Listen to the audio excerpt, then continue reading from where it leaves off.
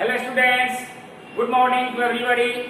Today I am going to teach you history, class 8, chapter number 8, and headline of the chapter is colonial education and its impact.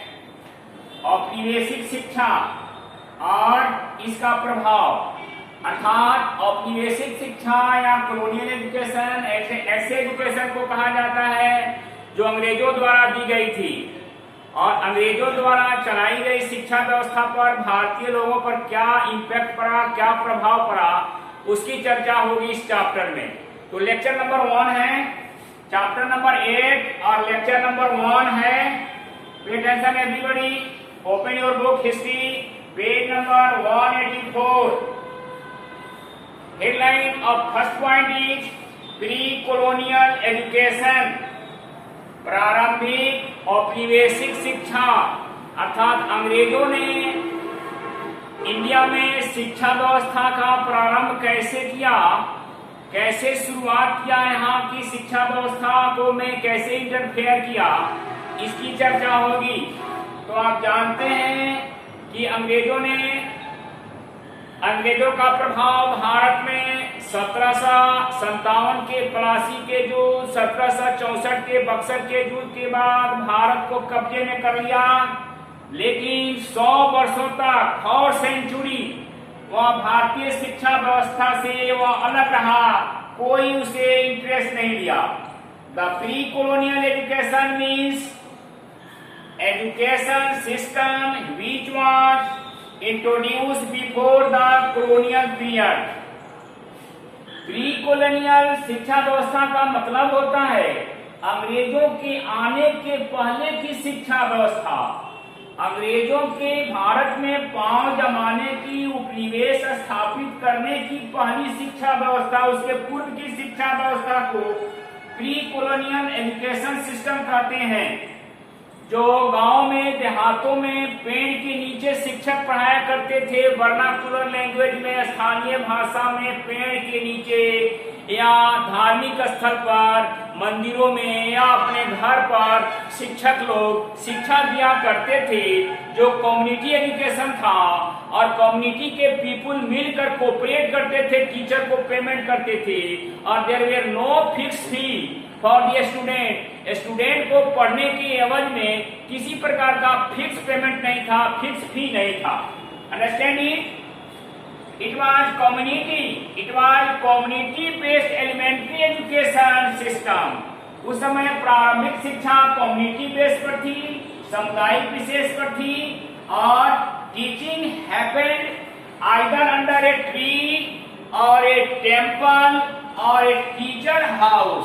शिक्षा प्रायः शिक्षक या तो पेड़ के नीचे देते थे या मंदिरों में देते थे बैठकर, या अपने घर पर बच्चों को बुलाकर शिक्षा देते थे। There was no fixed and the entire community, there was no fixed fee, there was no fixed fee, कोई फिक्स फी नहीं था। And the entire community supported the teacher or paid their fee। समाज के अंदर जितने समुदाय के लोग थे अपने अपने बच्चों को शिक्षक के पास भेजते थे पढ़ाने के लिए और सामूहिक चंदा कलेक्शन करके शिक्षक को सपोर्ट करते थे, हेल्प करते थे, पेमेंट देते थे। अंडरस्टैंड? इस तरह की शिक्षा व्यवस्था थी प्री कॉलोनियल पीरियड में, अंग्रेजों के आने के पूर्व की व्यवस्था। अब आइए सेकेंड पॉइंट है एजुकेशन इन कॉलोनियल पीरियड। अंग्रेजों के जमाने में शिक्षा कैसे दी गई? तो in the beginning the British East India company did not take any interest in the education for Indian for century. यानी भारतीयों की शिक्षा व्यवस्था के लिए नहीं, अंग्रेजों ने प्रारंभ में 100 वर्षों तक कोई ध्यान नहीं दिया। But in 1781, the first Governor General Warren Hastings established the Calcutta Madrasa for the teaching of the Muslims। लेकिन 1781 ईस्वी में 1781 में first governor general Warren Hasting ने मुसलमानों की शिक्षा व्यवस्था के लिए कलकत्ता में एक मदरसा स्थापित किया। And in 1791 a college was set up in the Banaras for the teaching and study Sanskrit to the Hindu।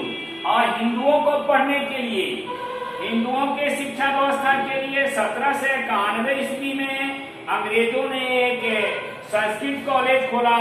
नहीं, कहां पर? बनारस में संस्कृत कॉलेज खोला। अंडरस्टैंडिंग? तो कलकत्ता में मदरसा मुसलमानों के लिए खोला गया अंग्रेजों के द्वारा, और हिंदुओं की पढ़ाई के लिए, संस्कृत पढ़ाई के लिए खास करके बनारस में एक कॉलेज खोला गया पहली बार अंग्रेजों के द्वारा। थर्ड पॉइंट है practical and the moral education. Moral education के बारे में और प्रैक्टिकली एजुकेशन देने के लिए अंग्रेजों ने क्या किया? तो उस समय एक अंग्रेज पदाधिकारी थे ऊर्स, और उन्होंने बोर्ड ऑफ डायरेक्टर के चेयरमैन था, बोर्ड ऑफ डायरेक्टर के चेयरमैन थे, तो उन्होंने एक डिस्पैच दिया, शिक्षा के बारे में अपना रिपोर्ट दिया।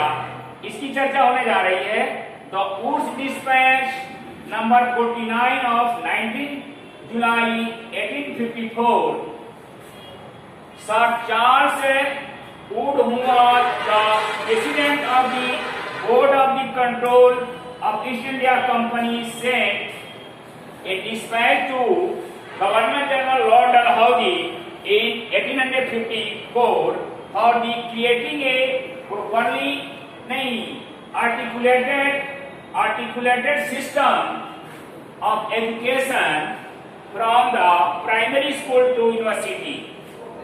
आप जानते हैं बोर्ड ऑफ कंट्रोल के चेयरमैन मिस्टर वुड्स थे। उन्होंने गवर्नर जनरल, तत्कालीन गवर्नर जनरल डलहौजी के पास 1854 ईस्वी में एक डिस्पैच भेजा एजुकेशन को लेकर, जिसमें प्राइमरी स्कूल से लेकर यूनिवर्सिटी तक स्थापित करने की उसमें चर्चा की गई थी उसके डिस्पैच में।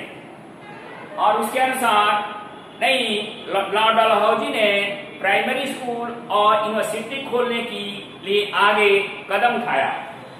तो इस डिस्पैच में क्या क्या था, क्या सिस्टम थी, क्या क्या विशेषताएं थी? फर्स्ट विशेषता, the Urs dispatch proposed to set up the vernacular schools in the villages at the lowest stage। Primary school lower stage पर पढ़ाई करने के लिए ऊर्स ने जो बोर्ड ऑफ डायरेक्टर के चेयरमैन थे, उन्होंने लिखा अपने डिस्पैच में कि प्राइमरी स्कूल चलाने के लिए स्थानीय भाषा में विलेज लेवल पर प्राइमरी स्कूल खोला जाए, जिसमें छोटे छोटे बच्चों की पढ़ाई की जाएगी। Secondly, it also proposed the formation of the Department of the Public Instructions under the charge of direction in the each province। प्रत्येक प्रांत में फॉर्मेशन ऑफ डिपार्टमेंट स्थापित किया जाए और उसके लिए पब्लिक इंस्ट्रक्शन दिया जाए। तीसरा है university. The university were proposed to be set up in the Calcutta, Bombay and Madras। और मिस्टर सर वुड्स ने जो प्रेसिडेंसी सेंटर जो था, प्रेसिडेंसी सिटी जो थे कलकत्ता, बॉम्बे और मद्रास में यूनिवर्सिटी खोलने के लिए अपना रिपोर्ट भेजा, डिस्पैच में वर्णन किया कि वहां पर यूनिवर्सिटी खोला जाए। प्रत्येक यूनिवर्सिटी के लिए हर सिटी के अंदर एक एक यूनिवर्सिटी खोला जाए तत्काल में, जैसे बॉम्बे में यूनिवर्सिटी हो और कलकत्ता में यूनिवर्सिटी हो, मद्रास में यूनिवर्सिटी। रिपोर्ट भेजा और उसके अनुसार वहां एक एक यूनिवर्सिटी स्थापित की गई डिस्पैच ऑफ दी वुड्स के अनुसार। Rest next day.